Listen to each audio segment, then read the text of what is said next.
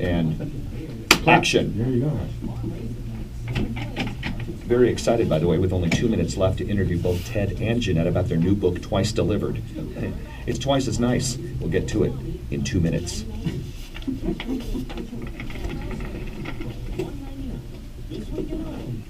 It is 7:51. I'm honored to have in studio with me my buddy Ted Haskins, who, along with his sister Jeanette, has written an incredible book called Twice Delivered.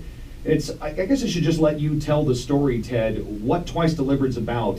You gave me a copy this week. I haven't been able to put it down. It's an amazing book about an amazing story. Tell us, give us the the Reader's Digest version of this thing. Well, it all started when Jeanette was 12 years old and she found out from a classmate in school that she had a brother out there. And then she went home and asked her grandmother, and that's when her search began.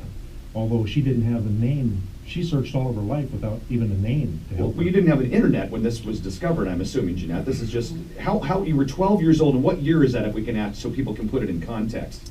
52. 1952, okay. 62. 62, I don't want to age you prematurely. 1962, you get this information, you know you've got a brother out there. That brother turns out to be Ted. Right. And I don't want to give away the whole book, but that essentially is the premise of this thing, right, is your search to find him. Correct. Right? Yeah. And the book is a narrative with both of you talking, and it's divided up pretty cool, actually. It's done by font. You can tell who's talking by the font that's used in the book. And I'm right in the middle of the beginning right now, Jeanette, where you're describing getting to the information, and you found out you've got a brother out there. I got to ask you, how does it feel as an adult your age to finally discover that you have a brother? And to tell you that I wish we had a webcam in here, Ron, because they look like siblings. It's not as if this is a shock. They look like that's the same mama. What did it feel like, Jeanette, to discover you had a brother? How did it affect you? I was very emotional, but knowing my mother the way I did, it wasn't a surprise. It was not a surprise. No. Okay. And Ted, how did you feel when out of the blue you realized you've not only got a sister but another family, a whole other connection out there in Virginia you didn't know you had? It's so awesome. I grew up an only child, never knowing I was adopted, and always wanting siblings. And it was just awesome when I found out.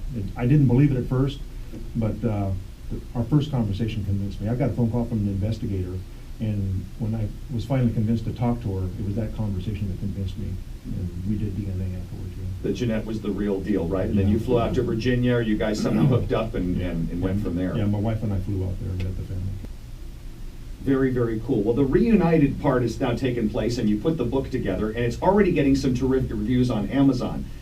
I've said, you gave me a copy of it, I can't put it down. Part of why is because, Jeanette, you do a great job of illustrating what life was like in the 60s and the 50s in Virginia. Tell us a little bit about that upbringing. We're talking about pre-internet, no electricity, no television.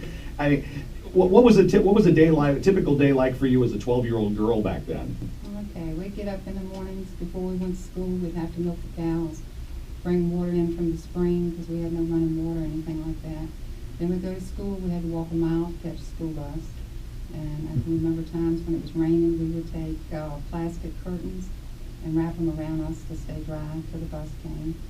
And then when we come back from home from school, we had to get in the wood and milk the cows again. And it wasn't an easy life. Now, not at all. on the other coast is Ted, who's enjoying something somewhat of a different upbringing, right? Did you know you had this? What did you feel like when you went and saw the house with no floor and getting up at 2 in the morning to milk cows and whatnot? That was a life actually I had always envied. I had always fancied having. But I had an easy life growing up. Sure, you did. Well, and listen, and now you guys are back together and you put this book together. Now there's a chance for you to not only meet these guys, but find out a lot about some other great local authors and stuff as well, happening at the Hampton Inn and Suites this weekend. Ted, tell us about it. Yeah, there's going to be seminars Saturday and Sunday, 6 hours each, 9 to 3 on Saturday and 10 to 4 on Sunday. Anybody can go and learn. Anybody who's interested in writing, reading, maybe even getting published. You know, the ins. They can go to these seminars, find out the ins and outs of all these processes. There's going to be illustrators there, who illustrate books. I mean, all kinds of different things going on. So if you're interested in writing a book, this may be the seminar to attend. Yeah, and a chance to get your book signed on Sunday, where authors will be out there at the Hampton Inn and Suites this weekend. We'll put the information on our Facebook page and at KUIC.com. thanks you two for coming in. Thanks for Thank flying you. in all the way from Virginia, Jeanette. It sure is a pleasure to get to know this book. And if you get a chance, go out there and buy it on Amazon. It's twice delivered. Check it out.